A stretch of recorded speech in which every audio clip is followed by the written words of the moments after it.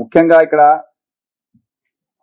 Telugu film industry వారు వాళ్ళ movies అన్ని కూడా 2 సంస్థల దగ్గర ఏవైతే ఉన్నాయో వాళ్ళ దగ్గర వాళ్ళు మొత్తం ప్రొడ్యూస్ అయిన తర్వాత ఫైనల్ మూవీ ఏదైతే కాపీ ఉంటుందో వాళ్ళ దగ్గర అదే వాళ్ళ పేరు యుఎఫ్ఓ అండ్ క్యూబ్ ఈ 2 ఉన్నాయి వాళ్ళ దగ్గర. అంటే వాళ్ళు కూడా సేఫ్ అనుకున్నారు, కానీ వీళ్ళు ఏ లెవెల్లో ఆపరేట్ చేస్తున్నారంటే వాళ్ళకి తెలియకుండానే మూవీ అక్కడ నుండి హ్యాక్ చేసేసి వాళ్ళు మూవీ పైరసీ చేస్తున్నారు. సో ఇప్పుడు దీంట్లో ఏమైందంటే ఎప్పుడైతే జానా కిరణ్ కుమార్ ఆ కేసులో దొరికాడో అతని క్రిప్టో పేమెంట్ ఏదైతే జరిగిందో దాని అనాలిసిస్ చేస్తే మాకు బైబిట్ వాలెట్ ద్వారా అతని పేమెంట్ అయిందని తెలిసింది. ఈ బైబిట్ వాలెట్ అస్మిత్ సింగ్ అని పూనాకు చెందినవాడు. సో అతన్ని మా టీం వెళ్ళి అదుపులో తీసుకుంది. అతను అక్కడ క్రిప్టో ట్రేడర్. ఆయన ఏం చేస్తాడంటే ఈ క్రిప్టో కరెన్సీని యుఎస్ డాలర్స్లోకి కన్వర్ట్ చేసే ట్రేడర్ ఇతను. సో అతను టెలిగ్రామ్ యూజర్ ఐడి క్యూటీరియో అని ఒకటి వాడుతున్నాడు. అది ఎవరికి అంటే ఆ లింక్ ఎట్లా వచ్చిందంటే ఈ @క్యూటీరియో అనే టెలిగ్రామ్ యూజర్ ఐడి ఎవరిది అనేది దర్యాప్తు చేస్తే అది ఒక అశ్విని కుమార్ రెసిడెంట్ ఆఫ్ పట్నాద్ అని తేలింది. దాని తర్వాత మా టీం అక్కడ వెళ్ళింది. అతను అక్కడ పట్నాలో ఒక చిన్న ఇంట్లో ఫ్యామిలీతో 22-year-old పర్సన్ ఇతను అంటే 12th ఇంటర్మీడియట్ ఎడ్యుకేటెడ్. కానీ అతని కెపాసిటీ చూస్తే మనం ఎవరైనా ఆశ్చర్యపోతాం. అతన్ని అదుపులో తీసుకోవడం జరిగింది. కానీ అతను ఎన్ని జాగ్రత్తలు అంటే ఇంటి చుట్టూ 22 కెమెరాలు పెట్టాడు, మా CCTV పెట్టి మా టీం వెళ్తా ఉంటే మొత్తం అతన్ని అట్లా అనుమానం వచ్చి ఆయన ఫోన్లో ఉన్న డేటా అంతా కూడా వైపౌట్ చేశాడు. కానీ లక్కీలీ ఈ హార్డ్ డిస్క్ చేయలేకపోయాడు మేము ఎంటర్ కాకముందు, మా టీం ఎంటర్ కాకముందు. దాంట్లో దొరికిన వివరాలు ఇవి. ఇంకా ఫోన్లో ఉంటే ఫోన్ వివరాలు దొరికితే ఇంకా ఏం జరిగేదో మాకు తెలియదు. అంటే ఇంకా వివరాలు ఇంకా విప్లవాత్మకమైన వివరాలు మాకు తెలిసేది. కానీ దీంతోనే మాకు మొత్తం కుట్ర అంతా అర్థమైంది. అతను డిజిటల్ ఇండియా మొత్తం ఈ 2 ఇక్కడే కాదు మొత్తం భారతదేశంలో డిజిటల్ మీడియా హౌసెస్ సర్వర్స్ని హ్యాక్ చేసే సత్తా అతనికి ఉంది. చాలా కాంప్లికేటెడ్ ప్రాసెస్, కానీ అతను దాంట్లో నైపుణ్యం అనేది తెచ్చుకున్నాడు. అది HD మూవీస్ హ్యాక్ చేసి ట్రాన్స్ఫర్ చేసుకున్న తర్వాత అతనికి డెడికేటెడ్ టెలిగ్రామ్ ఛానల్ ద్వారా అది పంపించడము $800 పర్ మూవీ బిట్కాయిన్లో అతనికి పేమెంట్ జరిగేది. ఇప్పటి వరకు 120 HD మూవీస్ని అతను డైరెక్ట్గా సర్వర్స్ నుండి హ్యాక్ చేసి ఒక $1 lakh వరకు సంపాదించాడు. అతని దగ్గర సీజ్ చేసిన మెటీరియల్ అంతా మీరు చూస్తున్నారు, హార్డ్ డిస్క్లు ఇవన్నీ కూడా. అతను ఇంకో ఆశ్చర్యం కలిగించే విషయం ఏంటంటే ఈ డౌన్లోడ్ చేయడానికి హై బ్యాండ్విడ్త్ కావాలి, ఇంటర్నెట్ స్పీడ్ కావాలి. 200 Mbps స్పీడ్ కనెక్షన్ అక్కడ పెట్టుకున్నాడు ఇంట్లో. So Python and Java scripts వాడుతూ coding of software Python has been used by the accused for injecting into the server. ఈ 2 Java and Python scripts inject చేసి సర్వర్లోకి ఖాళీ Linux అని, back track 5 అని, APK files ఇవన్నీ కూడా అతను ఈ మెటీరియల్స్ టూల్స్ వాడుతూ ఈ విధంగా సర్వర్స్లోకి ఎంటర్ అయిపోతున్నాడు. మూవీసే కాదు, అన్ని గవర్నమెంట్ వెబ్సైట్స్ కూడా ఇతను హ్యాక్ చేశాడు. ఆ మధ్య మీకు తెలుసా తెలంగాణ వెబ్సైట్స్ అన్ని కూడా డౌన్ అయ్యాయి. సో ఇటువంటి వారిదే మా తెలంగాణ పోలీస్ సంబంధించిన వెబ్సైట్స్ అన్ని ఇతని వల్ల కాలేదు, కానీ ఇటువంటి ఇంకా హ్యాకర్స్ ఉన్నట్టున్నారు.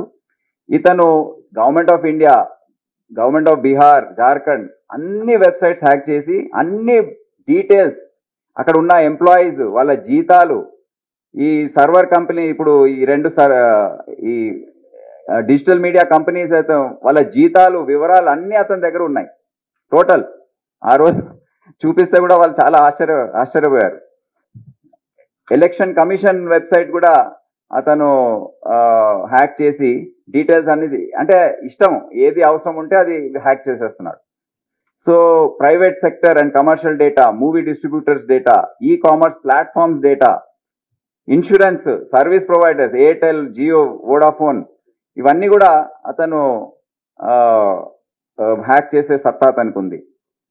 ఇప్పుడు మాకు దొరికింది ఇతని హార్డ్ డిస్క్ లో ఫస్ట్ ఈ కేసు తమిళ్ బ్లాస్టర్స్ వెబ్సైట్ లో ఈ హిట్ 3 ద థర్డ్ కేస్ ఏదైతే ఉందో,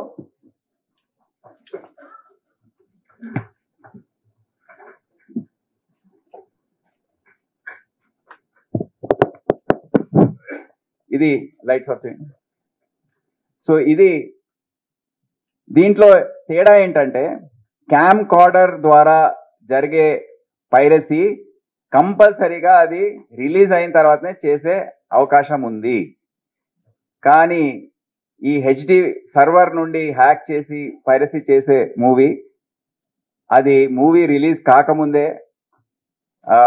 లీక్ అయ్యే అవకాశం ఉంది, అయ్యాయి కూడా. ఈ మూవీ ఆ రోజు రిలీజ్ కాకముందు ఉదయం 6 గంటలకు అతను అప్లోడ్ చేశాడు. Exactly maybe 18 hours before propose release.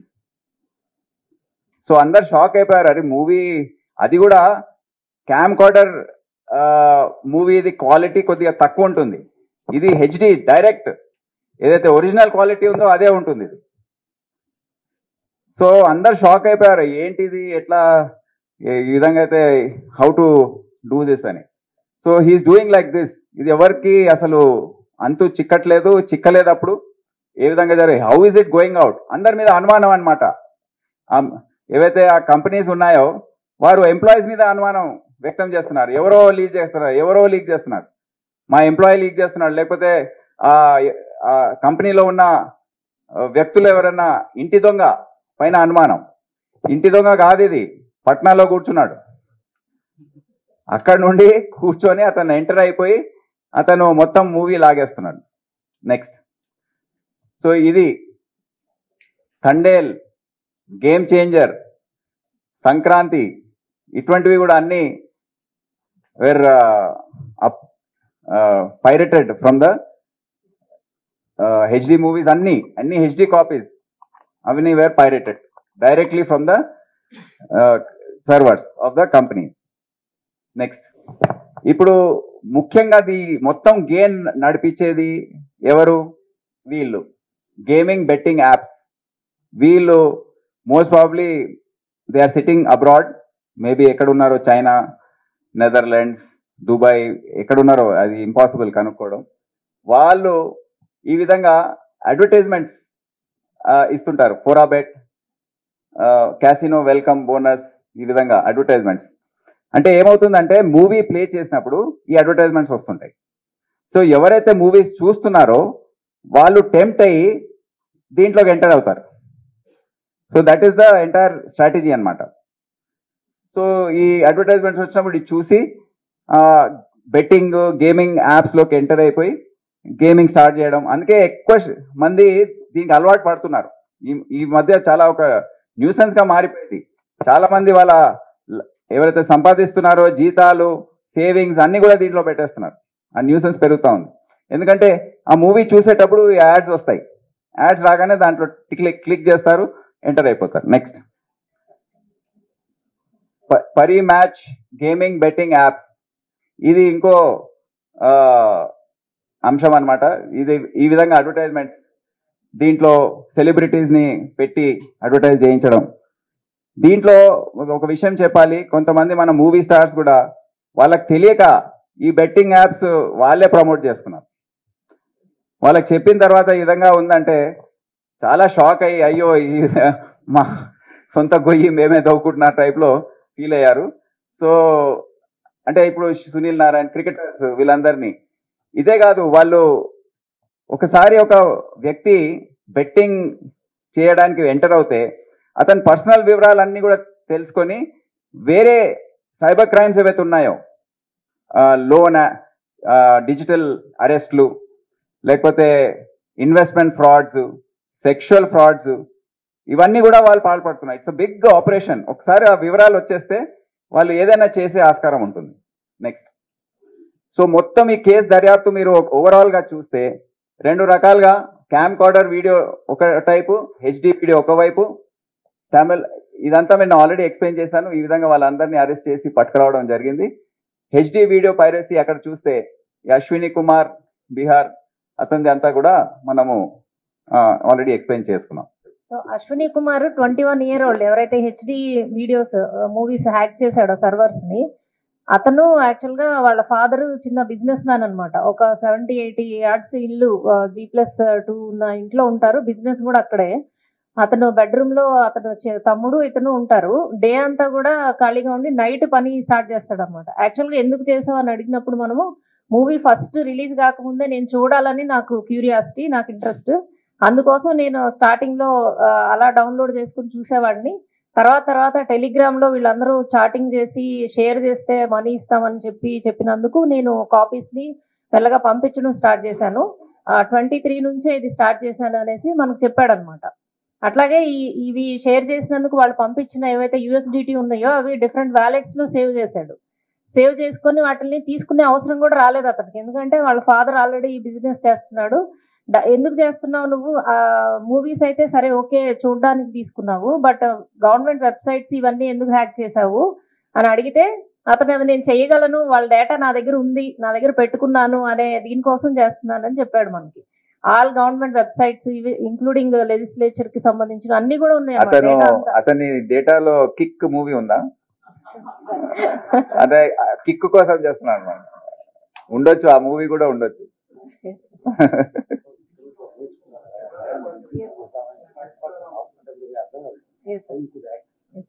అయితే ఇతను ఇంటర్ అయిపోయిన తర్వాత కాలేజ్ లో కూడా జాయిన్ కాలేదు. డీబగ్గింగ్ అనేది ఇతనికి ఇంట్రెస్ట్ అంట. యాక్చువల్ గా ఆ డీబగ్గింగ్ నేర్చుకోవడానికి యూట్యూబ్ లో వెళ్ళి డిఫరెంట్ ఛానల్స్ లో డీబగ్గింగ్ నేర్చుకోవడం స్టార్ట్ చేసి, అలాగే జావా, పైథాన్ ఇవన్నీ కూడా నేర్చుకొని టోటల్ గా మూవీస్ ని సర్వర్స్ కి వెళ్ళి హ్యాక్ చేయడం అనేది నేర్చుకున్నాడు అనమాట. ట్రయల్ కి ఫస్ట్ చేసి డౌన్లోడ్ అయిన తర్వాత డైరెక్ట్ థియేటర్ కాపీనే ఇతను తెచ్చేసుకుంటాడు. థియేటర్ లో ప్లే కాకముందే. ఎస్ సార్, KDM కీస్ అని ఉంటాయి థియేటర్ లో మూవీ వెళ్ళిన తర్వాత. ఆ కీస్ కూడా థియేటర్ యునిక్ గా ఉంటది అనమాట. ఈచ్ థియేటర్ కి కూడా ఒక KDM కీ ఉంటది. దాన్ని థియేటర్ వాళ్ళకి తెలియకుండానే ఇతను వాళ్ళ సర్వర్స్ హ్యాక్ చేసేసి ఇతను డైరెక్ట్ గా థియేటర్ లో ప్లే కాకముందే ఇతను ఇక్కడ చూసేసి నేను చూశాను అనే ఒక ఇది, అట్లాగే టెలిగ్రామ్ లో షేర్ చేయడం. సో అది చేస్తున్నాడు. ఇదంతా కనుక్కోవడంలో మా ఇద్దరు సిబ్బంది ఉన్నారా, వచ్చారా? రండి, ఇక్కడ రండి ఒకసారి. అంటే ఏ విధంగా చేస్తున్నాడు అనేది మాకు చాలా